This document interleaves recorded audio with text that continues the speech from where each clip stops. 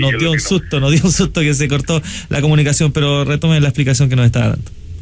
Sí, es que no sé, mire, ¿cómo le explicaba? Básicamente, el día 23 de marzo, en forma unilateral, Bolivia fue el que cambió lo que se estaba haciendo, como usted mencionaba, desde el año 2006, a pesar de que hasta ese momento, y incluyendo ese mismo día en la mañana, en el diario El Mercurio, él había dado una entrevista donde explicaba lo bien que se estaba avanzando y lo mucho que se había avanzado en todos los puntos.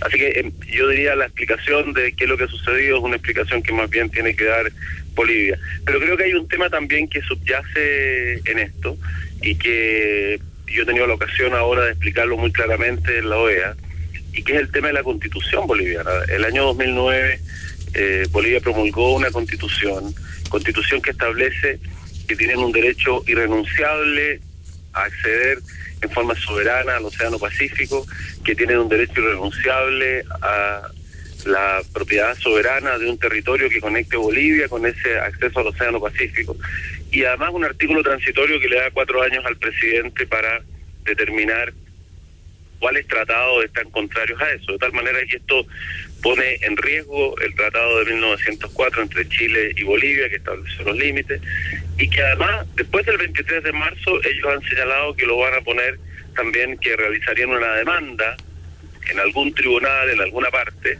más demanda en organismos multilaterales, como ya vimos en la OEA, para tratar de cambiar, eliminar, o en fin, este tratado.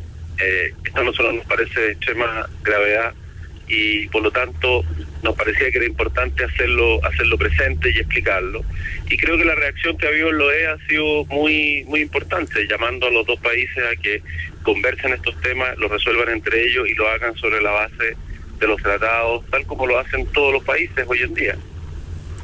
Precisamente con respecto a lo que pasó en la OEA, canciller, ¿cuál ha sido o cómo han recibido el resto de los países de la región este tema? ¿Están a favor de nuestra postura? ¿Solidarizan más con Bolivia? ¿Cómo es la situación regional al respecto? Bueno, ha sido público, digamos, lo que ha sucedido.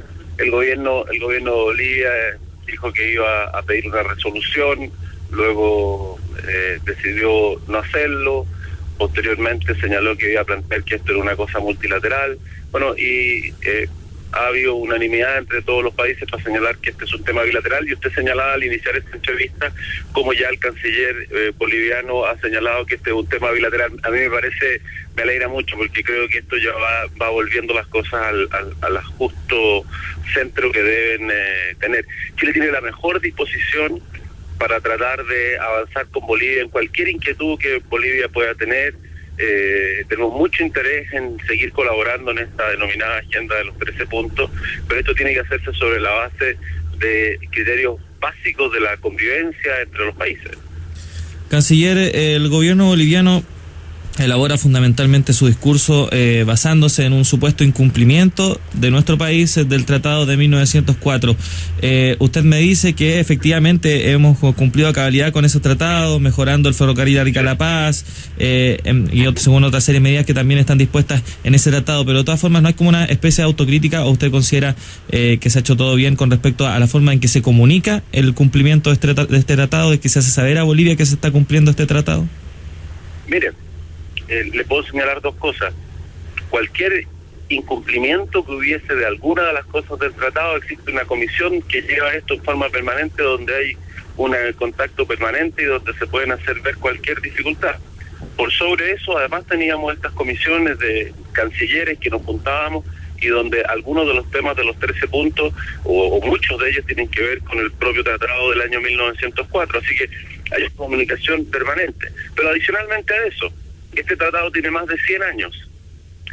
El año 1920 es la única vez que Bolivia ha presentado un reclamo formal por alguna cosa, que fue la Liga de las Naciones, que es la antecesora de Naciones Unidas. La Liga de las Naciones formó un tribunal formado por 3 jueces, y los cuales determinaron por 3 votos a 0 que lo que estaba planteando Bolivia no correspondía, y que esto correspondía a temas que tenían que verse entre Bolivia y Chile, y que el tratado era perfectamente válido.